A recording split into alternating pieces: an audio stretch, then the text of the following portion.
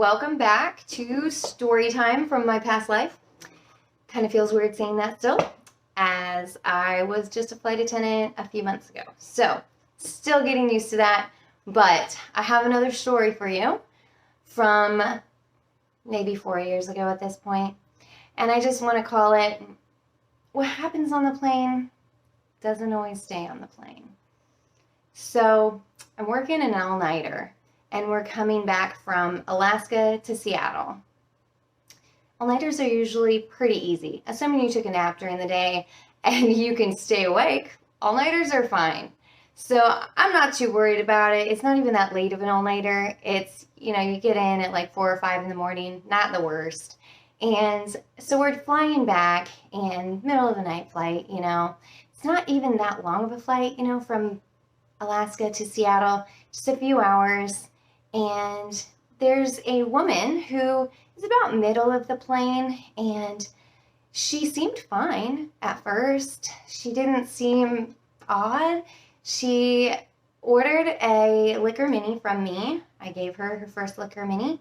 And then on the next beverage cart, someone else gave her another liquor mini, another flight attendant that she ordered from.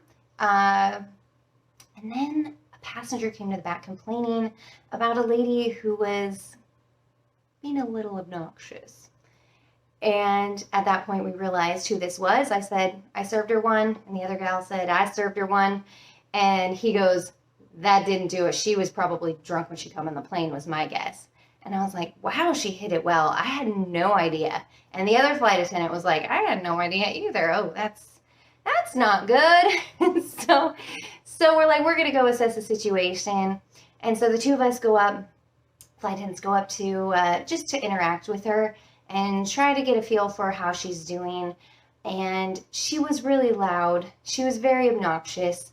She was dropping the F-bomb here and the F-bomb there. And then all of a sudden she got this really sleepy looking at. And we're like, okay, well, she seems to be done ranting and raving about whatever she was ranting or raving about. So the other flight attendant and I walked to the back, and we had told the gentleman who complained to just keep an eye on her for us and let us know if she acted up, and we'll be keeping an eye on her. We walk through a plane every 15 minutes, and so I was on the next 15-minute walk through. I intentionally stopped to take a look and check and see how she was doing, and I look in her row, and she's out cold, sleeping on the gentleman in the middle seat because she was in the aisle seat. And I was like, perfect, okay. I'm looking up at the gentleman's face, though, and he's like, I go, do you know her? I'm assuming they came together. He goes, okay, do you want me to wake her up? And he goes, no. So at this point, I realize he realizes she's better sleeping, so he'll take her sleeping on his shoulder as opposed to me waking her up and her being loud and obnoxious again. So I'm like, I'm so sorry. I ended up giving him miles and for being a good Samaritan and called it good. But on the next time I walked down the aisle, she's awake again. And she just was being loud and obnoxious again. And the other flight attendant and I are trying to figure out what to do just to calm her down. We asked if she took any sleep medication or anything that might have interacted with the alcohol, and she was adamant she didn't do anything else. But it was almost to where she was so defensive, it makes you wonder if maybe she did and she's saying she didn't. At this point, we can't really do much about the situation, though, other than just try to keep her calm, not serve her any more alcohol. And pretty soon we get through the flight, and I'm thinking, we're golden. We did it. The Good Samaritan got some miles out of it. We gave him some chocolate. She seemed to be okay. The other guy who was upset seems to be better. I gave him chocolate too. Chocolate makes everything better. And we're landing. As soon as we hit the ground, ding, ding, ding, call lights going off in her row. And I'm like, oh, no. Okay. So I'm like, it's okay. I'll go see what it is. So we're taxiing back to the gate, get up, and I go to check out to see what's going on. And that was a first for me because everybody's freaking out in that row and the row behind her as well, actually, because the lady in directly behind her in the aisle seat, she's holds up her coat and says, "She peed on my coat." And I'm just like, oh my goodness, she peed on your coat. And then she pulls out her purse, and in my purse. And I'm like, oh my word, she peed in your purse. And I'm thinking, I don't have my work phone. I need to give some people some miles. Oh my goodness, and some paper towels. And I am just like internally going, are you kidding me? Are you kidding me? Anyway, the lady is just acting like nothing happened. She's just sitting there in her own pee. I just realized this is my second story I've told about bodily fluids. I will take a break from bodily fluids after this story. Anyway, she's just sitting in her own pee, not even realizing it. The gentleman next to her, he has her pee on the side of his pants. And I already gave him miles. I'm like, he needs more miles. He needs a lot of something. I don't even know. And then the lady with the purse. And oh my goodness. Everybody gets off the plane. I get the other flight attendant. I'm dinging the call button to get some backup. The other flight attendant comes up, and we're trying to help everyone out with giving paper towels and sanitizing wipes and just trying to get the place cleaned up. All the while, the offender is not even seeming like she cared.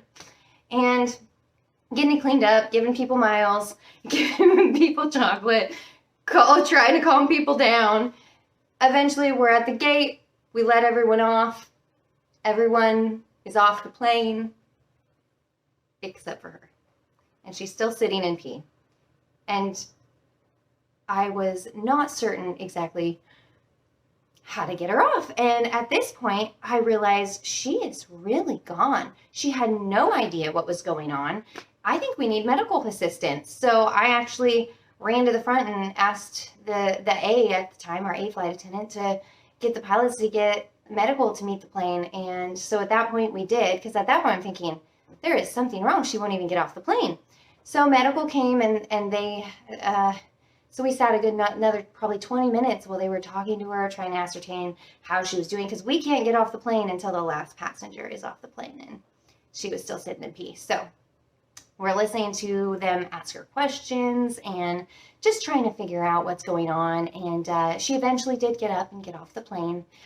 And at this point, all of us crew members are like, we're going to have to write a report for this. And so we pull it up. And what we do is we have the seat map with everybody's names in the seats where they're assigned, where she was sitting. And I see her name. And I pull it up and I go,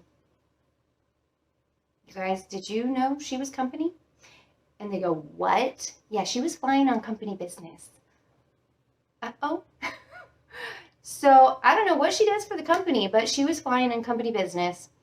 And at that point, we realized once we wrote this report, she might not have a job anymore. And it was unfortunate. Unless she had some sort of a medical reason that can get her out of it, I can only hope that there was some sort of a medical situation going on and it was not what it looked like. So yeah, that was the time I had a passenger pee in her seat and drench the person next to her and behind her. Yeah, that was a tough day. I felt really bad writing that report. I was really hopeful she was able to somehow keep her job. So, come back for more stories.